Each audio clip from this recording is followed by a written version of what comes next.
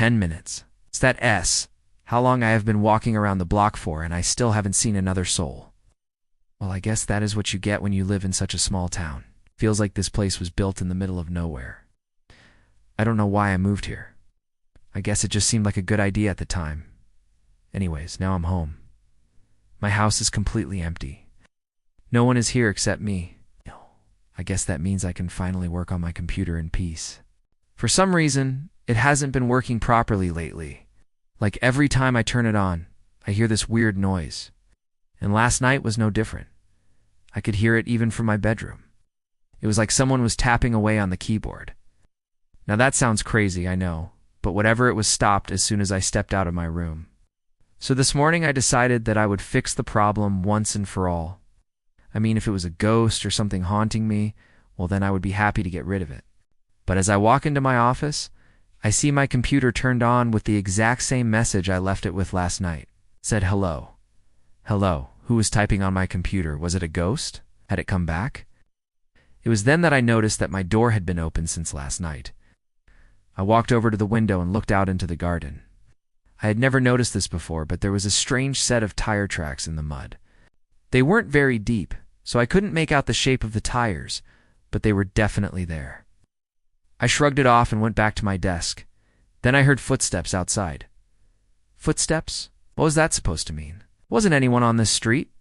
Not a single person lived here, so who was outside my house? It was then that I saw them. 2 kids stood at the bottom of my garden. Why?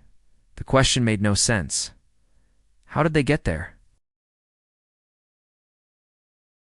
Who were they? They hadn't been there before because I would have seen them. The 2 children were covered in dirt and their clothes were torn. They both had long black hair, covering most of their faces, but I could see that their eyes were completely black. I screamed and hid under my desk. They had entered my house. I could hear them walking up to my office door. I could hear their footsteps. They were coming closer. Then they started knocking on the door. Knock, knock, knock, knock.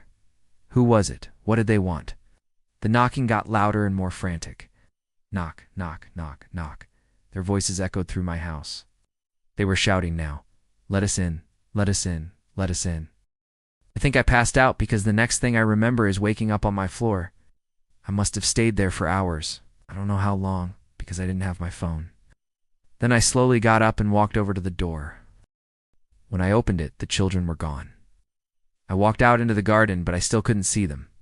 However, I did notice that the tire tracks were gone. Whoever they were, they had left. But then I saw something that made the blood drain from my face.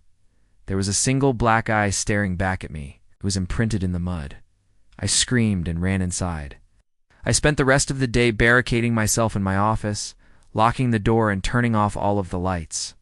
When I woke up the next morning, everything was fine. The black eye was gone, and the tire tracks had disappeared overnight. As far as I was concerned, it was a dream. However, at night, when I was trying to sleep, I kept hearing tapping noises. Tap, tap, tap, tap. The sound was driving me insane.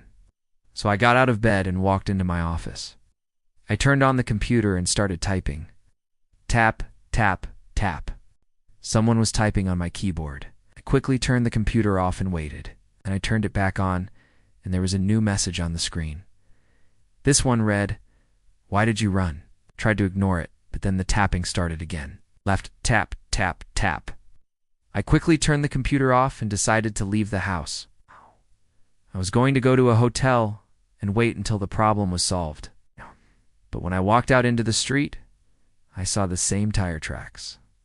I backed away slowly and called the police. They came out to investigate, but they found nothing. They took fingerprints and DNA samples, but they came back negative.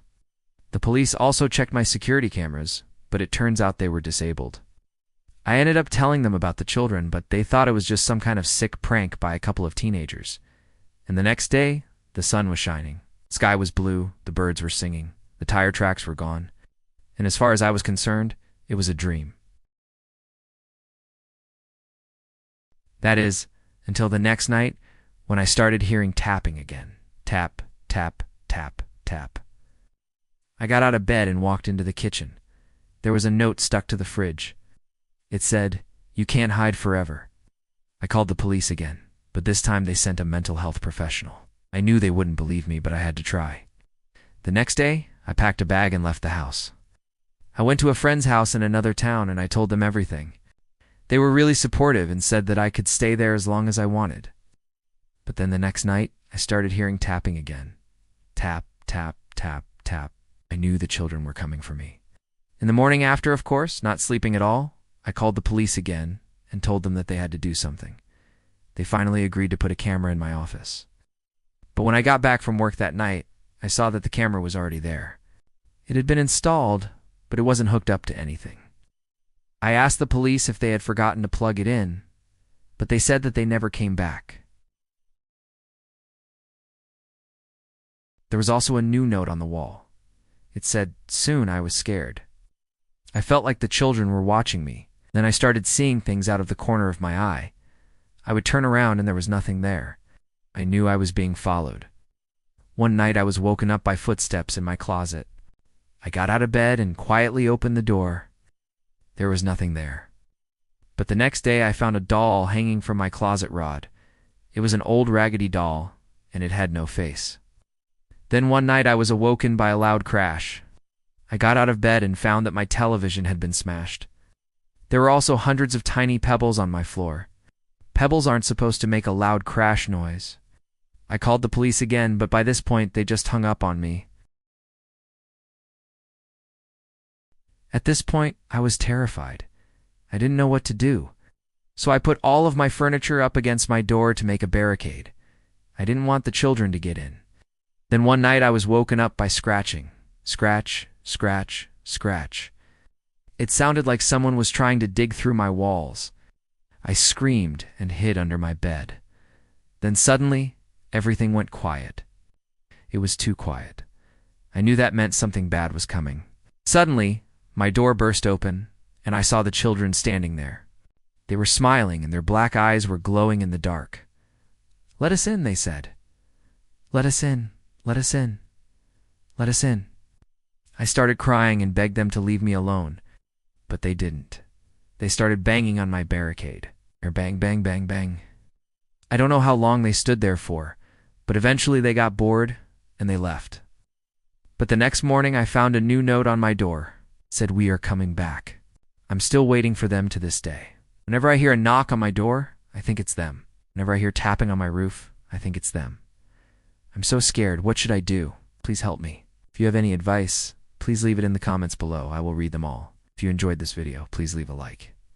Also, check out my other content. Thanks for watching.